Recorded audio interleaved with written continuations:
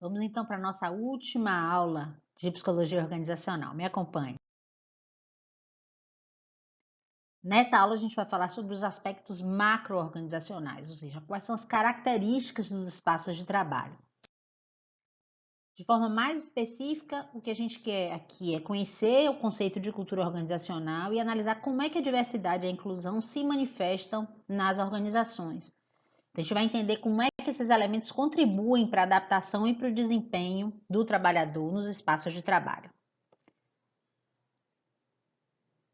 Nossos temas, portanto, são cultura organizacional e diversidade e inclusão nos espaços de trabalho.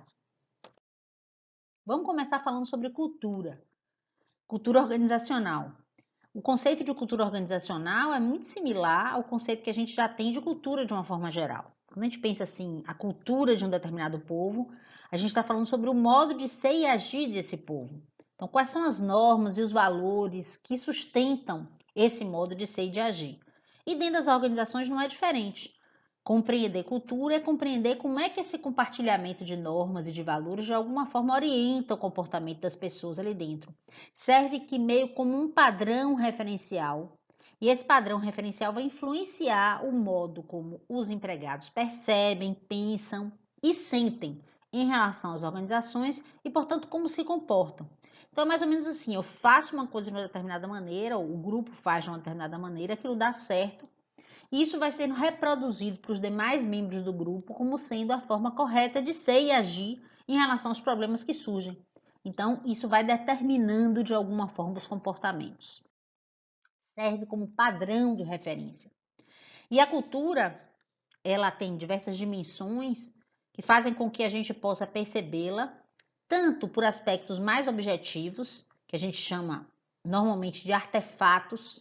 Os artefatos são aqueles símbolos, são as coisas mais materiais, a forma como as pessoas se vestem, a estrutura da organização, as instalações físicas, os símbolos que são utilizados, logotipo. Então, tudo aquilo que é visível, que é palpável, são as dimensões objetivas e determinam de alguma forma o jeito de ser da organização. Um exemplo que está colocado aqui, por exemplo, organizações que têm refeitórios diferenciados para quem é da direção e para quem são os empregados, vestiários com sauna, salão para café, aqui um exemplo da fábrica da Volvo. Então você demonstra ali uma diferenciação, por exemplo, de hierarquia muito grande. Enquanto que tem outras organizações onde diretores e empregados comem no mesmo salão, se alimentam da mesma maneira, têm os mesmos, mais ou menos os mesmos tipos de regalias, de benefícios. Então esses artefatos eles vão criando padrões de comportamento e refletindo a forma como a organização entende que as pessoas devem agir e resolver os problemas. E existem também aqueles padrões que a gente chama de padrões mais subjetivos, que são aquelas crenças compartilhadas, posições dos integrantes da organização sobre como é que as coisas devem funcionar. Por exemplo, o que a gente chama de heróis, as histórias que se contam dentro da organização sobre quem foram aquelas pessoas que conseguiram obter sucesso. Ah, fulano um dia estava pegando fogo e ele chegou lá e desligou tudo e conseguiu salvar. Claro que eu falei aqui de um herói, um ato realmente heróico, mas também pode ser considerado herói nesse contexto, aquele que fez uma venda grandiosa, fez uma grande promoção e naquele dia a loja encheu de gente, resolveu um grande problema do cliente. Então, esses mitos e essas histórias que se conta sobre a organização e sobre as pessoas que trabalham ali dentro vão ajudando a reforçar esses padrões culturais, que também são reforçados através de cerimônias, jantares, festas, etc., que comemoram e que reforçam aquelas coisas que a organização considera que são mais importantes. E quando a gente fala de cultura, não há como a gente esquecer que a cultura, ela também não é uma coisa fechada, sólida. A cultura também ela é muito diversa. Por que ela é diversa? Porque a organização é um ambiente complexo que trabalha com pessoas muito diversas. Então, a diversidade é a qualidade daquilo que é diferente, que é variado, uma multiplicidade. E quando a gente fala de diversidade nos espaços das organizações relacionadas a pessoas, a gente pode considerar que existem atributos demográficos observáveis, ou seja, as pessoas têm idades diferentes, gêneros diferentes, formações diferentes, Tem características que são mais relacionadas ao trabalho, as pessoas vêm de educações diferentes, experiências profissionais diferentes, e também existem características não observáveis ou atributos não observáveis. As pessoas também têm personalidades, atitudes e valores que são diversos. Aprender a lidar com isso num ambiente complexo obviamente, gera uma também complexidade na forma de gerenciar. Então, as organizações são ambientes complexos, compostos por pessoas diferentes, e isso precisa ser gerenciado de alguma maneira.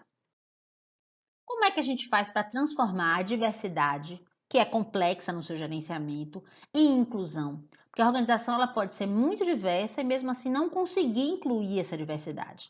Então a gente precisa preparar os membros da organização para compreender e lidar com essa diversidade e flexibilizar e adaptar práticas ao diferente.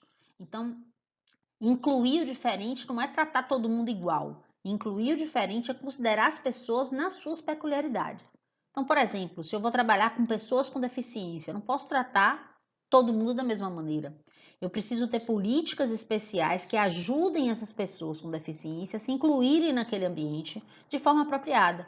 Então, eu preciso ter políticas que envolvam a diversidade, políticas que favoreçam que essas pessoas que podem estar numa certa condição de igualdade possam ascender igualmente.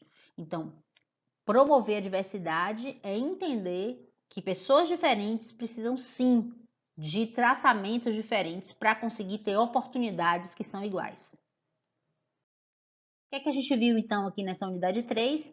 Que a cultura é o modo de ser e agir das pessoas na organização, que pode ser percebida tanto por aspectos mais objetivos quanto aspectos subjetivos, que os ambientes de trabalho são extremamente complexos e, portanto, diversos, e que tratar a diversidade e transformá-la em inclusão exige ações bem direcionadas nesse caminho.